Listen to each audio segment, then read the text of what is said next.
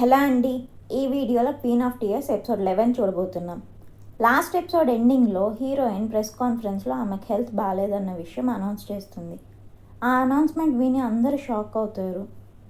ఆమె అనౌన్స్ చేశాక స్టేజ్ దిగి కిందకు వస్తూ ఉంటే కళ్ళు తిరిగి కింద పడిపోతుంది. సో వెంటనే ఆమెని హాస్పిటల్కి ట్రాన్స్ఫర్ చేస్తారు. ఆమెను ఐసీయూలో పెట్టి ట్రీట్మెంట్ ఇస్తూ ఉంటారు. హీరోయిన్కి ఏం జరుగుతుందో అని కంగారు పడుతూ హీరో ఏడుస్తూ ఉంటాడు. అదే టైంలో ఫ్యామిలీ మొత్తం కూడా హాస్పిటల్ రీచ్ అవుతారు. ఐసీయూలో ఉన్న హీరోయిన్ని చూసి వాళ్ళందరూ చాలా బాధపడతారు. అటు హీరోయిన్ వాళ్ళ ఆంట్ అండ్ సెక్రటరీ చైర్మన్ ఉన్న హాస్పిటల్కి వెళ్ళి లిఫ్ట్లో వెళ్తూ ఉంటే అక్కడికి చైర్మన్ సెకండ్ వైఫ్ వచ్చి వాళ్ళని ఆపేస్తుంది. వాళ్ళని అక్కడి నుండి బయటికి పంపించేస్తుంది.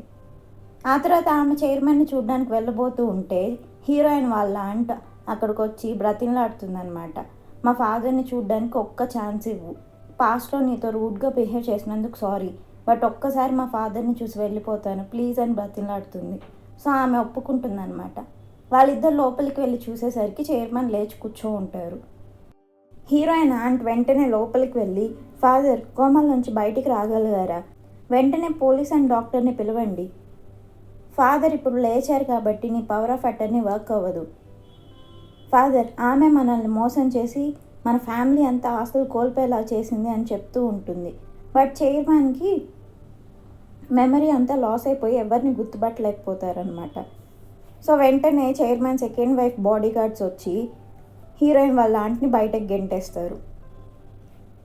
అటు హీరోయిన్ సిచ్యువేషన్ చూసి ఫ్యామిలీ మొత్తం ఏడుస్తూ ఉంటారు. హీరోయిన్ వాళ్ళ మదర్ హీరోని తిడుతూ హేయిన్కి బాగలేదన్న విషయం మాకెందుకు చెప్పలేదు, ఇంత సీరియస్ విషయం మా దగ్గర ఎందుకు దాచిపెట్టారని తిడుతూ ఉంటుంది. అప్పుడు హీరోయిన్ ఫాదర్ ఈ పొజిషన్లో తిట్టే హక్కు మనకు లేదు, కామ్గా ఉండని చెప్పి డాక్టర్తో సారీ సార్, మేము హేయిన్ పేరెంట్స్ అయినా కానీ మాకు ఆమె సిచ్యువేషన్ తెలియదు, ప్లీజ్ కొంచెం ఏం జరుగుతుందో ఎక్స్ప్లెయిన్ చేయండి అని అడుగుతాడు. అప్పుడు డాక్టర్ ఎక్స్ప్లెయిన్ చేస్తూ హేయిన్కి నార్మల్ ట్యూమర్ కాదు ఉండేది, అది క్లౌడ్సైటోమా, అంటే బ్రెయిన్ మొత్తం ట్యూమర్ సెల్స్ స్ప్రెడ్ అయిపోయి ఉన్నాయి, ఇది చాలా రేర్ కేసు, ట్రీట్మెంట్ ఇవ్వడం కష్టమవుతుంది అని ఆమెకున్న డిసీజ్ మొత్తం ఎక్స్ప్లెయిన్ చేస్తూ ఉంటారు. అది విని హీరోయిన్ వాళ్ళ మదర్ షాక్ అయ్యి నాన్ స్టాప్ ఏడుస్తూ ఉంటుంది. ఆ తర్వాత హీరోయిన్ ఫాదర్తో సారీ సార్ ఈ విషయం మీ దగ్గర దాచిపెట్టినందుకు అని చెప్తే అతను హేయినే చెప్పొద్దని ఉంటుంది కదా, నువ్వు కూడా చాలా బర్డన్ ఫీల్ అయ్యి ఉంటావు, పర్లేదు అని చెప్తాడు. అప్పుడు హీరో మిమ్మల్ని బాధ పెట్టడం ఇష్టం లేక హేయిన్ ఈ విషయం సీక్రెట్గా ఉంచాలనుకుంది అని చెప్తాడు. హీరోయిన్ వాళ్ళ ఫాదర్ ఆమెను చిన్నప్పుడు చూసుకున్న విషయాలన్నీ గుర్తు చేసుకుంటూ ఏడుస్తూ ఉంటాడు. చిన్నప్పుడు ఆమెను ఎంత జాగ్రత్తగా పెంచుకున్న విషయం అంతా తలుచుకుంటూ బాధపడుతూ ఉంటాడు.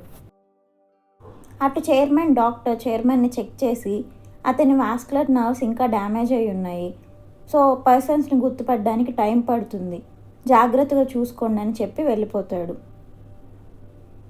హీరోయిన్ వాళ్ళ మదర్ బాధపడుతూ ఉంటే హీరోయిన్ వాళ్ళ ఆంట్ అక్కడికి వస్తుంది.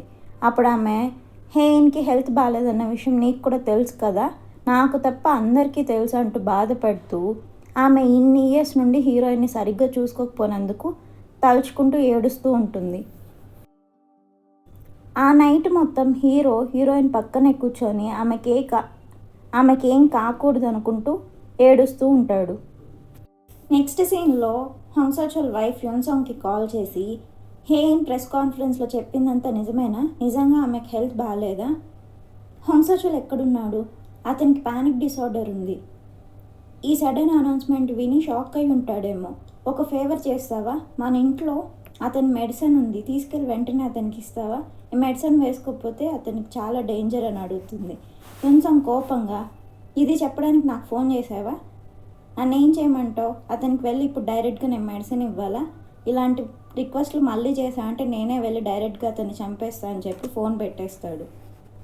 ఆ తర్వాత హంగ్సోచోల్ హీరోతో మాట్లాడుతూ హేయిన్కి హెల్త్ బాగాలేదన్న విషయం నాకు అస్సలు తెలీదు, ఆమెకేం కాదు కదా, మళ్ళీ నార్మల్ అవుతుంది కదా అంటూ హీరోని హక్ చేసుకొని ఏడుస్తూ ఉంటాడు. అప్పుడే హీరోయిన్ నార్మల్ అయ్యి పైకి లేస్తుంది అనమాట. సో వెంటనే అతను ఫ్యామిలీ మెంబర్స్ని పిలవడానికి వెళ్తాడు. హీరోతో మాట్లాడుతూ బెక్యూనో ఇన్ని ఇయర్స్ నుండి నువ్వు నన్ను చూసుకున్నందుకు చాలా థ్యాంక్ యూ, ఈ విషయం చెప్పకుండా నేను చనిపోతానేమో అని భయంగా ఉంది, అందుకే ఇప్పుడు చెప్తున్నా, ఐ లవ్ యూ, నా ఫ్యామిలీ పెట్టిన ప్రెషర్ అంతా నువ్వు నా కోసమే భరించావని నాకు తెలుసు. సో నువ్వు డైవర్స్ తీసుకోవాలనుకున్న విషయంలో తప్పేం లేదు. సో తప్పుగా అనుకోవద్దు, నీ గురించి నువ్వు ఫీల్ అవ్వద్దు. ఇన్ని ఇయర్స్ నా పక్కన ఉండి నన్ను చూసుకున్నందుకు థ్యాంక్ యూ అని చెప్తూ ఉంటుంది ఆమె. అప్పుడు హీరో, లాస్ట్ నైట్ నేను దేవుణ్ణి ఎంత తలుచుకున్నానో తెలుసా, అన్నిసార్లు నా లైఫ్ మొత్తం కూడా తలుచుకో ఉండను, నువ్వు ఎలాగైనా రికవర్ అయ్యి పైకి లేవాలని మొక్కుకున్నాను అని చెప్తాడు. అప్పుడు ఆమె, నేను కూడా ఇలాగే నిద్రలో చనిపోతానేమో నా ట్రూ ఫీలింగ్స్ చెప్పకుండా అని చాలా భయపడ్డాను, ఎలాగైనా నీకు నా ఫీలింగ్స్ చెప్పాలనుకున్నాను అంటూ ఏడిస్తే హీరో, నువ్వు చనిపోవట్లేదు, నువ్వు బ్రతుకుతావు అని చెప్పి ఏడుస్తాడు. హీరోయిన్కి మెలకు వచ్చిందని తెలిసి ఫ్యామిలీ మెంబర్స్ అందరూ ఆమెను చూడ్డానికి వెళ్తారు. బట్ హీరోయిన్ మదర్ మాత్రం ఏడ్చుకుంటూ పక్కకు వెళ్ళిపోతుంది. హీరోయిన్ ఫాదర్ మాట్లాడుతూ, ఇంకేం వర్రీ అవద్దు, అంతా నార్మల్ అవుతుంది, ఇంత హెల్త్ బాగాలేకపోయినా మా దగ్గర ఎందుకు సీక్రెట్గా ఉంచావు, పర్లేదు ఇక్కడి నుంచి అంతా నార్మల్ అవుతుంది, నాకు తెలిసిన డాక్టర్స్ వరల్డ్ వైడ్ ఉన్నారు, నేను ఎలాగైనా నువ్వు రికవర్ అయ్యేలా చూసుకుంటాను అని చెప్తాడు అతను. అప్పుడు హీరోయిన్ సరే అని చెప్పి సారీ చెప్తుంది. ఆ తర్వాత అమ్మ ఎక్కడుందని అడుగుతుంది. హీరోయిన్ని తీసుకొని హీరోయిన్ వాళ్ళ మదర్ ఉన్న స్టేర్ కేస్ దగ్గరికి తీసుకెళ్తాడు. అప్పుడు హీరో ఆమెతో, సారీ హేన్కి హెల్త్ బాగాలేదన్న విషయం మీ దగ్గర దాచిపెట్టినందుకు రియల్లీ సారీ అంటే ఆమె ఏడుస్తూ, పర్లేదు నువ్వు దాచిపెట్టినందుకు నాకు కోపంగా లేదు, బట్ సొంత బిడ్డకి బాగాలేకపోతే ఏ మదర్కి తెలియకుండా ఉంటుంది, నాలాంటి మదర్ ఈ ప్రపంచంలో ఎక్కడ ఉండదు, చిన్నప్పుడు జరిగిన విషయం, నా కొడుకు చనిపోయిన విషయం పైన కోపంతో హేయిని నేను చాలా దూరం చేశాను, ఎప్పుడు ఆమెని మదర్గా దగ్గర తీసుకోలేదు, ఆమె ఎప్పుడు నా దగ్గరికి వచ్చినా నేను దూరం చేస్తూనే ఉన్నాను, నేను ఒక మంచి మదర్ లాగా ఆమెను సరిగ్గా చూసుకుంటే అసలు ఇలా జరుగుండేదే కాదు, నేను ఇచ్చిన పెయిన్ స్ట్రెస్ వల్లే ఆమె ఈరోజు బాగాలేకుండా ఉంది, ఇదంతా నా తప్పే అంటూ ఏడుస్తూ ఉంటుంది. అప్పుడు హీరోయిన్ ముందుకు వస్తుంది అనమాట. సో వాళ్ళిద్దరు మాట్లాడుకుంటారని హీరో డోర్ వేసేసి బయటికి వెళ్ళిపోతాడు.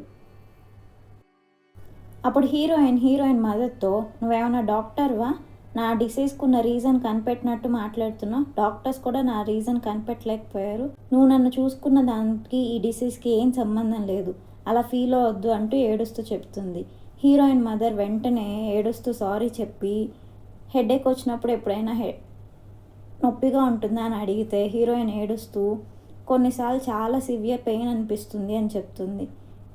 అప్పుడు హీరోయిన్ మదర్ ఏడుస్తూ, ఇదంతా నా తప్పే, సారీ, నువ్వు చనిపోవడానికి వీల్లేదు, నువ్వు లేకుండా నేను బ్రతకలేను అంటూ ఏడుస్తూ ఉంటుంది. అలా వాళ్ళిద్దరు ఒకరికొకరు సారీ చెప్పుకుంటూ హక్ చేసుకొని ఏడుస్తూ ఉంటారు. చైర్మన్ సెకండ్ వైఫ్ చైర్మన్ని వీల్ చైర్లో ఇంటికి రిటర్న్ తీసుకొస్తుంది. షేర్ హోల్డర్స్ అందరి ముందు ఆమె చైర్మన్ని చాలా బాగా చూసుకుంటున్నట్టు యాక్ట్ చేస్తుంది. అటు యున్సాంగ్ ఏమో చైర్మన్ సీక్రెట్ ఫండ్ గురించి సెర్చ్ చేస్తూ ఆ సీక్రెట్ ఫండ్ మలేషియాలో ఉందని తెలుసుకొని అక్కడికి అతని మనుషుల్ని పంపిస్తాడు.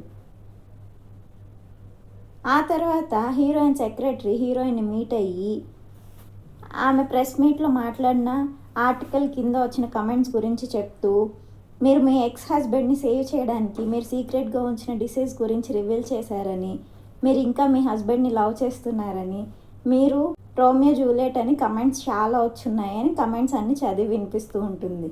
ఆ తర్వాత ఆమె హీరోయిన్తో, ఎలాగైనా మీరు రికవర్ అయ్యి తిరిగి వర్క్ చేయడానికి రావాలి, నేను మీ సెక్రటరీగా వర్క్ చేయాలి, నేను మీ కింద తప్ప ఇంకెవరి దగ్గర వర్క్ చేయలేనని చెప్పి హీరోయిన్ని హక్ చేసుకొని బాధపడుతుంది. నెక్స్ట్ సీన్లో యున్సాంగ్ హీరోయిన్ని చూడడానికి హాస్పిటల్కి వస్తాడు. ఆమె అతనితో మాట్లాడుతూ, నా ప్రెస్ కాన్ఫరెన్స్ తర్వాత నీ స్టాక్స్ అన్నీ పడిపోయాయని నాకు తెలుసు, సో నీకు ఫండ్స్ రావడం కూడా కుదరట్లేదని తెలుసు, సో ఇంకెప్పుడు నన్ను బెదిరించొద్దు, నన్ను ఇలా బెదిరిస్తే నీకేం రాదు అని చెప్తుంది. అప్పుడు యున్సాంగ్, నా ఫీలింగ్స్ గురించి ఆలోచించవచ్చు కదా, నేను ఎప్పటి నుంచి నేను లవ్ చేస్తున్నానో తెలుసుకోవచ్చు కదా అంటే హీరోయిన్ కోపంగా, నాకు తెలుసుకోవాల్సిన అవసరం లేదు, నీ మెంటాలిటీ గురించి నాకు తెలుసు, అందుకే యూనివర్సిటీలో కూడా నీతో మాట్లాడడం మానేసింది, మళ్ళీ ఇప్పుడు అదే రిపీట్ చేస్తున్నావు, నన్ను నువ్వు దక్కించుకోవడం కోసం నన్ను నా ఫ్యామిలీని ఇంత ఇబ్బంది పెడుతున్నావు, బట్ నేను ఎప్పుడు నీ దగ్గరికి రాను అని చెప్తుంది. ఆ తర్వాత యున్సాంగ్ హీరోతో, ఎందుకు ఇంకా హెయిన్ పక్కనే ఉన్నావు, ఆమె చనిపోయాక నీకు ఆస్తి వస్తుందనా, నా దగ్గరికి రా, నేను ఏదో ఒక జాబ్ ఇస్తాను నీకు అంటే హీరో కోపంగా అతన్ని కొట్టి, నువ్వు నిజంగా నా పేషెన్స్ టెస్ట్ చేస్తున్నావు, కామ్గా వెళ్ళిపో, ఇప్పుడు చెప్తున్నా జాగ్రత్తగా విను, హేయిన్ పక్కన నేను ఎప్పటికీ ఉంటాను, లైఫ్ లాంగ్ ఆమె పక్కనే ఉంటాను, సో నువ్వు మా ఇద్దరిని ఏం చేయలేవు, కామ్గా ఇక్కడ నుండి వెళ్ళిపో అంటాడు. ఆ తర్వాత హీరోయిన్ హీరోతో మాట్లాడుతూ, నేను యున్సంగ్తో మాట్లాడుతూ ఫండ్స్ గురించి మాట్లాడితే అతనికి ఏ ఫండ్స్ రావట్లేదని చెప్పాడు. సో నిజంగా స్టాక్స్ అన్నీ పడిపోయి ఫండ్స్ లేకపోవడంతో కష్టమవుతున్నట్టుంది, ఇంకా అతనికి సీక్రెట్ ఫండ్ గురించి తెలియనట్టుంది అని చెప్తే హీరో అవును, అతను సీక్రెట్ ఫండ్ గురించి తెలుసుకోవడానికి మలేషియాకు కూడా అతని మనుషుల్ని పంపించాడు, బట్ ఏ ఇన్ఫర్మేషన్ దొరికినట్లేదు.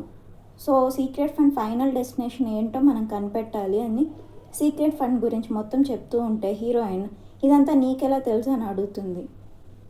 క్వీన్స్ గ్రూప్లో 20 years నుండి 30 years దాకా పనిచేసిన వాళ్ళందరూ యున్సాంగ్ చైర్మన్ అవ్వగానే డిసప్పాయింట్ అయ్యి జాబ్ మానేశారు. సో అలాంటి లాయల్ ఎంప్లాయీస్ అందరినీ సెర్చ్ చేసి నేను వాళ్ళని గ్యాదర్ చేసి ఈ ఇన్ఫర్మేషన్ అంతా తెలుసుకున్నాను అని చెప్తాడు. అప్పుడు హీరోయిన్ మరి నువ్వెందుకు ఇదంతా చేస్తున్నావు, నువ్వు కూడా కంపెనీ కోసమేనా అని అడిగితే హీరో అవును, ఇదంతా కంపెనీ కోసమే, ఎందుకంటే నీకు కంపెనీ అంటే ఎంత ఇష్టమో నాకు తెలుసు అంటాడు. హీరో పైన పెట్టిన ఫాల్స్ అలిగేషన్స్ అన్నీ డిఫెక్ట్ చేయడానికి హీరో ఫ్రెండ్స్ అయిన లాయర్స్ అందరూ వచ్చి అతని తరపున వాదిస్తారనమాట. సో హీరో పైన పెట్టిన ఫాల్స్ కేసు మొత్తం పోతుంది. ఈ విషయం తెలుసుకొని యున్సాంగ్కి కోపం వచ్చి ఆ రియల్ ఎస్టేట్ డీలర్కి కాల్ చేసి బెక్యూనను ఎలాగైనా చంపేయని ఆర్డర్ చేస్తాడు. చైర్మన్ సెకండ్ వైఫ్ సర్వెంట్స్ అందరిని బయటికి పంపించేసి చైర్మన్ ఒక్కడే ఉన్నప్పుడు ఆ సీక్రెట్ ఫండ్ ఎక్కడుంది, నీ గతం గుర్తొచ్చిందా అంటూ అతన్ని బెదిరిస్తూ ఉంటుంది. నెక్స్ట్ సీన్లో ఫ్యామిలీ మొత్తం కలిసి డిన్నర్ చేస్తూ ఉంటారు. వాళ్ళందరూ బాగా మాట్లాడుకుంటూ తింటూ ఉంటారు. అప్పుడు హీరోయిన్ని వాళ్ళందరూ అడుగుతూ ఉంటారు, జర్మనీలో ట్రీట్మెంట్ తీసుకోవాలంటే WBC కౌంట్ పెరగాలన్నారు కదా, ఎంత ఇంక్రీజ్ అవ్వాలి, ప్రజెంట్ ఎంత ఉందని అడిగితే ఆమె ప్రజెంట్ 4000 ఉంది, ట్రీట్మెంట్ తీసుకోవాలంటే 10,000 వరకు ఇంక్రీజ్ అవ్వాలి అని చెప్తుంది. అప్పుడు వాళ్ళు ఆ కౌంట్ ఇంక్రీజ్ అవ్వాలంటే బాగా ఫుడ్ తిని రెస్ట్ తీసుకొని స్టామినా, ఇమ్యూనిటీ ఇవి ఇంక్రీజ్ చేసుకుంటే కౌంట్ ఇంక్రీజ్ అవుతుందని ఆమెతో చెప్తూ ఆమె ఫుడ్ గురించి మాట్లాడుతూ ఉంటారు. అలా ఫ్యామిలీ మొత్తం హ్యాపీగా ఇంటరాక్ట్ అవుతూ ఎంజాయ్ చేయడం ఇదే ఫస్ట్ టైం అనమాట. అది చూసి హీరోయిన్ చాలా హ్యాపీగా ఫీల్ అవుతుంది. ఆ నైట్ హీరోయిన్ హెయిర్ డ్రయర్ తీసుకొని హీరో రూమ్లోకి వచ్చి ఈ డ్రయర్ మళ్ళీ వర్క్ అవ్వట్లేదు, నాకు హెల్ప్ చేయవా అని అడుగుతుంది.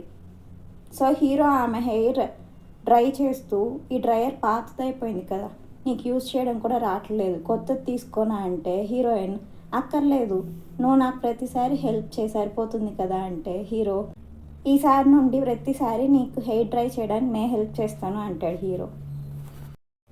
ఆ తర్వాత హీరోయిన్ హీరోతో మాట్లాడుతూ నిన్న హాస్పిటల్లో నేను రికవర్ అయ్యి పైకి లేచాక ఫ్యూ సెకండ్స్ నిన్ను రికగ్నైజ్ చేయలేకపోయాను, ఆ తర్వాత కూడా మెయిన్ డోర్ ఎక్కడుందో కనిపెట్టలేకపోయాను, డాక్టర్ నాకు ఈ డిసీజ్ డయాగ్నోస్ చేసినప్పుడు నేను డేస్ గడిచే కొద్దీ మాట్లాడడం కష్టమవుతుంది, మెమరీ లాస్ జరుగుతుంది, థింగ్స్ రికగ్నైజ్ చేయడం కష్టమవుతుందని చెప్పినప్పుడు అవన్నీ నాకెందుకు జరుగుతాయి, నేను నార్మల్ కాదు కదా అనుకున్నాను, బట్ ఇప్పుడు డేస్ గడిచే కొద్దీ అవన్నీ జరుగుతున్నాయి, నెక్స్ట్ సిమ్టమ్ ఫేస్ అప్పుడు కూడా ఇలాగే జరుగుతుందేమో అని నాకు భయంగా ఉంది, ఆ టైంలో మాత్రం నువ్వు నా పక్కన ఉండొద్దు అని చెప్పి బాధపడుతుంది. ఆ తర్వాత సెక్రటరీ హీరో విలేజ్ విజిట్ చేసి ఫ్యామిలీ మొత్తంతో మాట్లాడుతూ చైర్మన్ సెకండ్ వైఫ్ చైర్మన్ని సీక్రెట్ ఫండ్ ఎక్కడుందో అని అడుగుతుంది. సో వాళ్ళు కూడా సీక్రెట్ ఫండ్ గురించి వెతుకుతున్నారనమాట. చైర్మన్ సిటీ అవుట్స్కట్స్లో ఒక వేర్ హౌస్ని మెయింటైన్ చేసేవాళ్ళు, బట్ అక్కడ ఏ స్టాక్ ఉండేది కాదు, జస్ట్ కొన్ని పెయింటింగ్స్ ఉండేటివి అంతే. ఆ వేర్ హౌస్లో మనీ పెట్టుండే ఛాన్స్ ఉంటుంది, ఒకసారి వెళ్ళి చూద్దాం అంటుంది. సో వీళ్ళందరూ రెడీ అయ్యి ఆ వేర్ హౌస్ రెంట్ కోసం అడుగుతున్నట్టు ఆ వేర్ హౌస్ని విజిట్ చేస్తారనమాట. అక్కడున్న స్టాఫ్ని రెంట్ కోసం వచ్చిన ట్యాక్ చేస్తూ మాటల్లో పెడతారనమాట వీళ్ళందరూ. అదే టైంలో అటు హీరో వెళ్ళి బ్యాక్ ఆఫీస్ నుండి డేటా బ్రీచ్ చేయడానికి ట్రై చేస్తూ ఉంటాడు. అక్కడున్న స్టాఫ్కి డబ్బులు ఇస్తాను, ఫుటేజ్ అంతా మాకు కావాలని అడుగుతాడనమాట. సో అక్కడున్న స్టాఫ్ అది చేయడానికి ఒప్పుకొని డేటా అంతా హీరోకి చూపిస్తూ ఉంటాడు. ఆ తర్వాత ఫ్యామిలీ మొత్తం విలేజ్కి రిటర్న్ బయలుదేరుతారు. హీరో హీరోయిన్ మాత్రం అక్కడే ఉంటారనమాట. డేటా అంతా చెక్ చేసి హీరో హీరోయిన్ బయటకు వచ్చి చూసేసరికి నైట్ అయిపోయి వర్షం పడుతూ ఉంటుంది. సో హీరో నువ్వు వర్షంలో తడవకూడదు, ఇక్కడే ఉండు, నేను వెళ్ళి వెంటనే కార్ తీసుకొస్తా అని హీరోయిన్ని వెయిట్ చేయమని చెప్పి కార్ పార్కింగ్ దగ్గరికి వెళ్తాడు. హీరోయిన్ అక్కడ ఒక్కటే వెయిట్ చేస్తూ ఉంటే ఎదురుగా వచ్చిన పర్సన్ హీరో అనుకొని ఆమె అతను చేయి పట్టుకొని అతనితో పాటు కారులో ఎక్కి వెళ్తుంది. అలా వాళ్ళిద్దరు కారులో చాలా దూరం వెళ్తారు. వాళ్ళ కార్ని ఇంకొక కార్ చేజ్ చేస్తూ ఉంటుంది. వెనక వస్తున్న కార్ వచ్చి వీళ్ళ కార్ని స్టాప్ చేస్తుంది. ఆ ఎదురుగా ఉన్న కార్లోంచి హీరో దిగొస్తాడు.